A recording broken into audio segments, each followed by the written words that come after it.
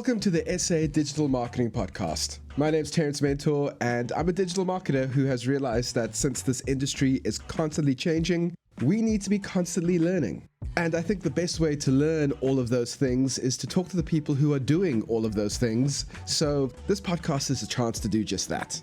For this first season of the SA Digital Marketing Podcast, I've interviewed 5 of South Africa's top digital marketers about their careers, what they think of the state of the industry right now, and most importantly, what advice they have for someone looking to improve their digital marketing skill sets.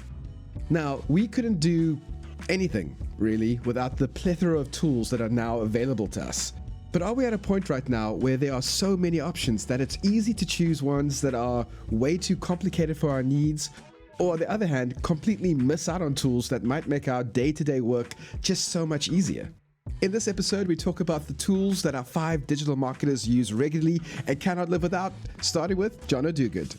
Hey, I'm John O'Dogood. I work at R17 Ventures, an international performance marketing agency, working from the beautiful city of Cape Town, working with clients from across the globe.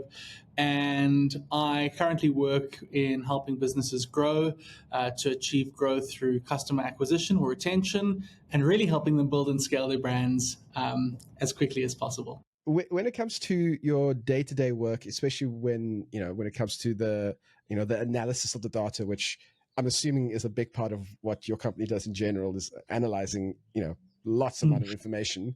What kind of tools are you using regularly to do your work? Yeah, so, it's a good question. When we're analyzing data, we have Roger, who is our head of tracking and analytics, who puts together these incredible Google Sheets for us. We find that Google Sheets just is, as plain and simple as it has got so much packed into it that you can do.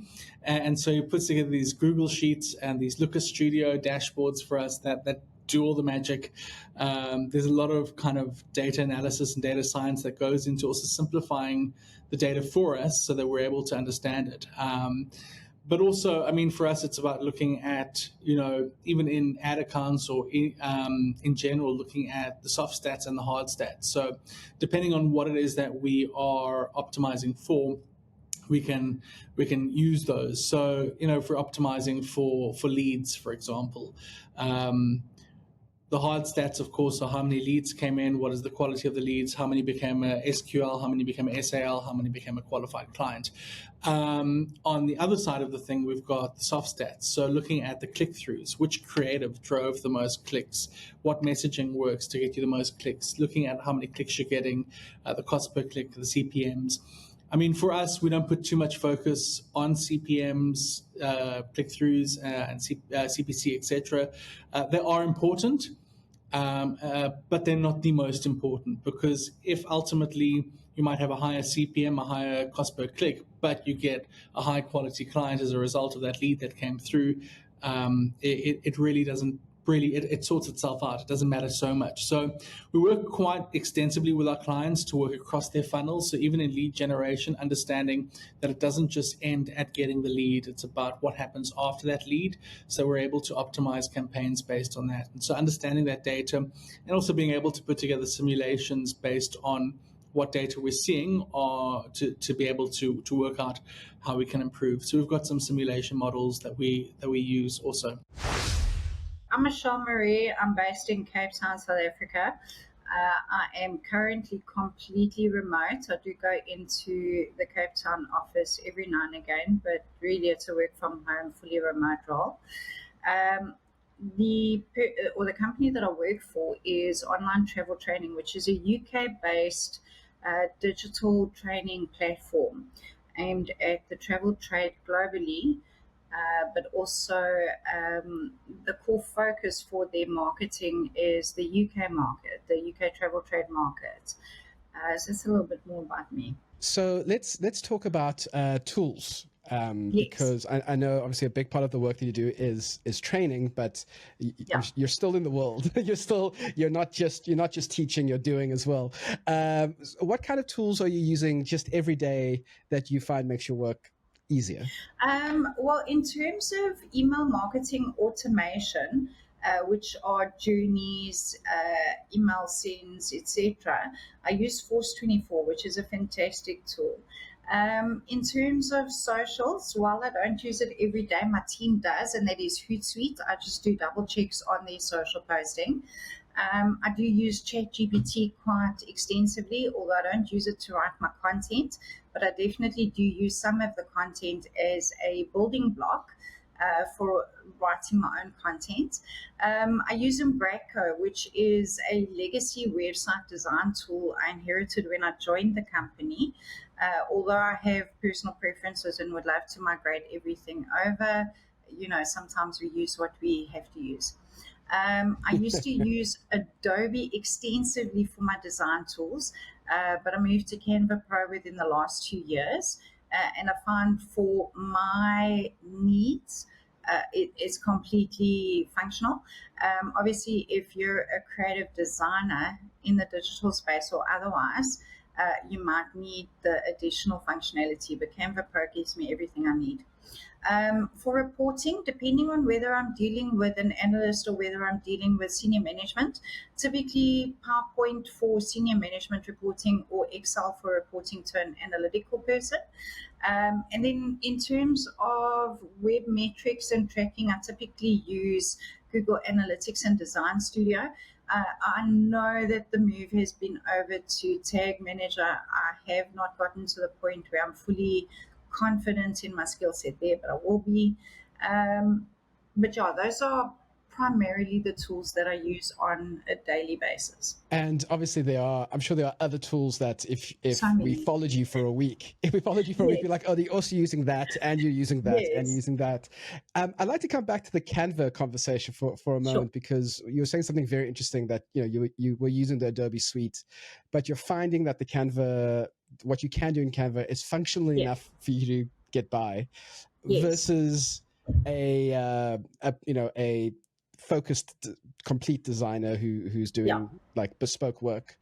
I Yeah. guess there is that conversation that you have to have with how, like, what is good enough for your work, and have you found that something like Canva is simple enough but also good enough for Yes. most of the campaigns that you're working in? Yeah. In terms of, bear in mind, I'm digital marketing. Most of the campaigns that I work on involve digital collateral like PNGs, etc. So if I create or I ask my team to create collateral for me, Canva gives us everything that we need. If you're a Coca-Cola and you have to create those bespoke campaigns for a specific unit within your brand, naturally you're going to want to use all of the functionality that you have available. But for me, if I need to drop a shadow or remove a background in Canva and I need to add in some elements and drop in a high res picture, absolutely it does the job. It's really smashing. You could wait 2 or 3 days for a designer to come back to you, and then you have a revision, and then it comes back, or you could get it done good enough to like put out on Twitter, or sorry, not Twitter, Yeah. X. I'm showing my age. Get it out into Insta. Get and even doing the. I'm not a Canva shill. I'm not paid by them, but just the fact that you could do small, moving, moving Yes. infographics, small little videos, small GIFs. Which you would have had to have hired a video editor to do something small like that in the past. So really finding ways to do all those things either yourself or with your own team. Sorry, just in terms of that, Terence, I think the fact that you can cross-channel your content. You can use it on web, you can rework it on social, you can rework it across other platforms. And for me to be able to do a size change, like if I'd outsourced to a designer 5 years ago, I literally would have had to wait a week for him to sort out all of his clients and then come back to me when he has a gap. Now I can literally go and resize my images without worry that something's going to get pulled out or pixelated or what have you. And I can ensure that the messaging goes out cross-channel on the same day, obviously on approval, which 5 years ago, as I said, was not an option. Cross-channel marketing is exceptionally important. If you create a piece of content, you need to be able to rework it consistently. It's not about just sending out one brand message and hoping for the best. You need to capture your audience at all of those catch points. I'm Senzo Matigani. I am based in Johannesburg and I am currently the marketing manager for First Car Rental. What are the tools that you use every day, whether it's reporting or posting or content creation? I think from a content creation perspective, AI has done a lot of great things in helping us lay the foundations to our content. Um, I rely and I work with AI quite a lot.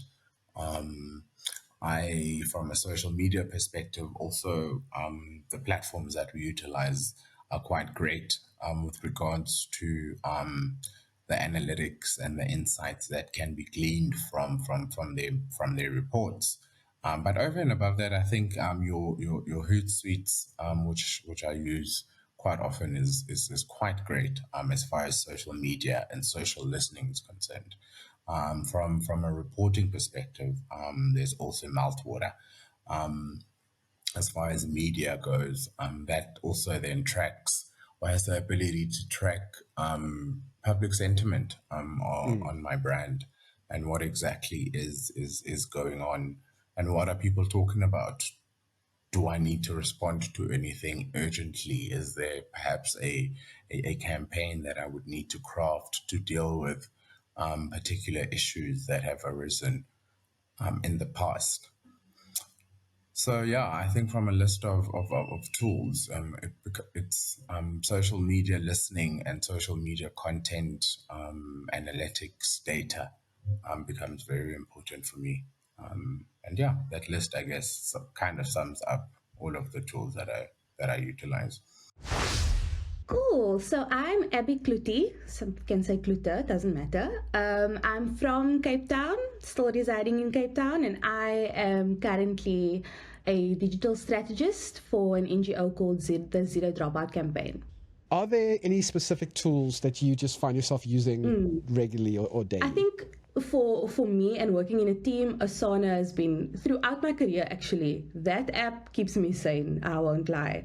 I put everything on there, like whether it's dentist appointment, hair appointment, whatever it is. Like the people can. I'm not like I'm transparent. If you know, I'm finishing. I told you today I'm finishing at 4. It's probably because I have a hair appointment at 4:30. Like that's just something I've learned to do in the workplace. It's just like put everything on there and keep everything documented. It's very, very important to just, whether it's just like a sentence of an update or whatever. I am a crazy planner in that way. So I think Asana is one of the nicest and most user-friendly tools, I would say, for any person working in a team. I know I've used Asana quite extensively as well, and I love it. I really enjoy it. But there are people, you either love Asana and you just get it and it flows, or you hate it. I have colleagues who, for the life of me, I cannot get them to just put a task into Asana, put all the updates in there, all the files, everything you need is right there. I don't understand why we're sending emails back and forth. 100%. But I get it. A big thank you to Jono, Michelle, Alex, Senzo, and Abby. And a big thank you to you for listening to this episode of the SA Digital Marketing Podcast.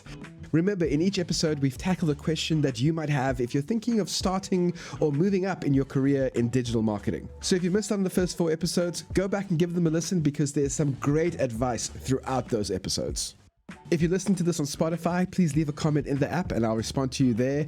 Otherwise, you can send your thoughts, opinions, and questions to podcast@tmdigital.co.za. That's podcast@T for Tango, M for Mother, digital.co.za. And of course, please don't forget to subscribe wherever you listen and share this podcast with other digital marketers that you think might benefit from listening to this. Thank you so much. This was the SA Digital Marketing Podcast.